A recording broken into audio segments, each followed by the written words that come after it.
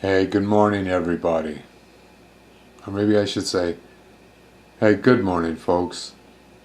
Because then you might think I'm a robot or something, so I won't. What do we got here? We got the Man of Steel. Why was he the Man of Steel? Because he ate the food of the gods. That's right, my friends. He ate the food of the gods. He made his morning smoothies with CaCao. The new Whiz Bang energy drink. No, it's not an energy drink. It's actually food of the gods. The Incas and the Mayans ate this stuff. It's CaCao. It comes from a seed. It's kind of expensive. Like that little bag right there was like $25 or something. But it is an amazing thing. It lets you, I make my smoothie out of it. It like, after about a half hour, I put 1 tablespoon in my smoothie. And after you eat it and you're just kind of doing whatever your daily thing, all of a sudden you just notice this energy. Okay, and it's not that annoying, 2 cup of coffee kind of energy or energy drink kind of energy, synthetic kind of nasty all day or whatever until you crash. It's not like that at all. And that is not even the cool part about this stuff.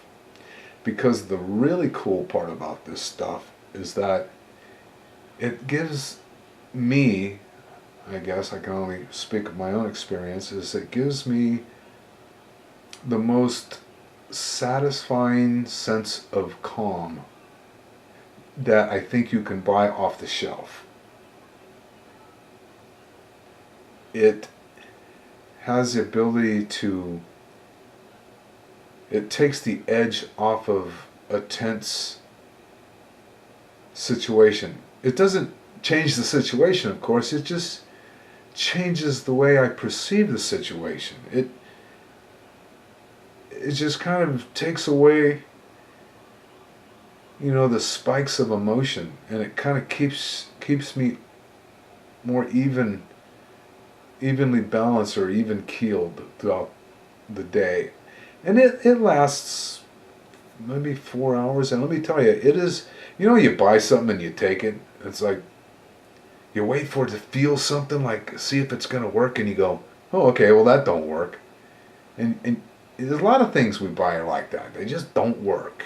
You take them and you waste your money. You think you waste your money, but you don't feel anything. You buy this stuff and you try this stuff, it actually provides some soothing feedback that actually makes it worth the money. Anyway, read up on it, check it out. Pretty interesting stuff. Like I say, it takes all the emotion out of it. That's one thing about life, not all things are what they seem. You guys know I've been making these coils, right? Some coils are large, large coils. And other coils are larger. So life is not always what it seems, my friends.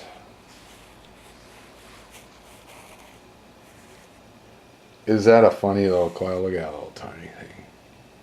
Anyway, it's funny, this coil actually performs just like every other coil, but just on a smaller scale.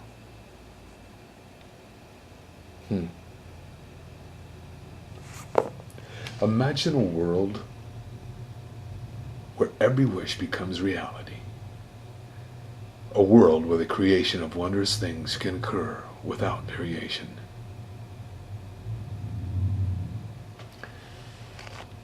It seems to me that my coils have been living 2 lives. On one hand, coil A is long. On the other hand, coil B is short. I'd like to share with you something that I've learned since my time here. And that is that to establish an accurate method for process development and component evaluations, we need to gather quantized data for similar components without the variation. And I'd like to just kind of take a moment to share with the brethren that are interested about how we can achieve that. And I'm just going to kind of show you a little methodology for a little thing I'm doing. Okay, and this is for evaluating my coils. Now the key to evaluation and creating quantized data is getting rid of all the variables and having as many constants as you can have in your components, in your materials, in your equipment, your test equipment. Like that power supply is a constant because you can set that power supply and use the same power supply for two different, in this case, or three different coils, and then you have the measurement equipment, and those are all, once they're calibrated, you know, they're gonna provide the same information regardless. Those are constants. One other constant that I'm going to use, a lot of guys like to shoot these things for distance. Well, you got angles of trajectory and all these variables about where the projectile starts within the coil, you know, before it gets accelerated, and that's actually one of the variables. So there's ways to get past that, and for me it's using gravity. Gravity is a extremely constant gravity. It's constant. What else can you say? I've had a lot of conversations about gravity with people on YouTube. It's like, yeah, but gravity is this, oh, gravity is that, and gravity is that. No, that's not gravity. Gravity, you're talking about the effects of gravity. You're not telling, nobody can tell me what gravity really is. You know, what creates gravity. Yeah, anyway, but it's constant. Despite what we don't know about it, one thing we do know is that it's constant. Now, what I do, and I've already started some of the testing. I have this column for stick and this column for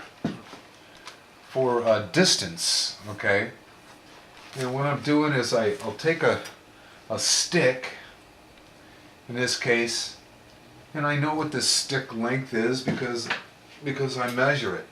You know, I can measure it and I know exactly what the length of the stick is, and I can note what the length of the stick is, and the length of the stick is simply going to determine where the projectile starts its position. So in this case, when you drop the projectile in here, let me get this thing set up. Let's have some fun here. Move some things. Shoot stuff. Blow shit up if we have to. Okay, let's see. Here we got ground going here, this is going here. Yeah, okay. So now we put the power supply to a constant. I like 12 volts because that's what we're working with for the Bedini deals. Of course, they tend to vary if you're using transistors or diodes or whatever, because there's voltage drop across all of those components and stuff. But for the case of doing a quantized experiment on achieving a vertical velocity with these coils, 12 volts is fine. No limit on the current supply because all these coils are going to take what they need. And you just, you know, that one right there went up to about 20 inches. And then you write down the number. Now, if you want to try to see if it can go further, then you modify the length and you log that distance. And let me show you. I started with a stick that was 95 millimeters and I got a distance of 17 inches. That's a vertical rise against a very constant force condition, which is gravity. And then I did 90 inches, 90 millimeters, and I got 19 and a quarter inches, so forth and so on, until I got to 78 millimeters, and the projectile stuck. And that just simply means that it's below the threshold for repulsive energy. It means that it's getting stuck to the lower half of the field. So that's the end of it. That's complete evaluation of this coil. You do the same thing with this coil, the same exact process. And then you do the same with all the other ones. And then you can develop, an understanding for the performance. And you don't have to guess.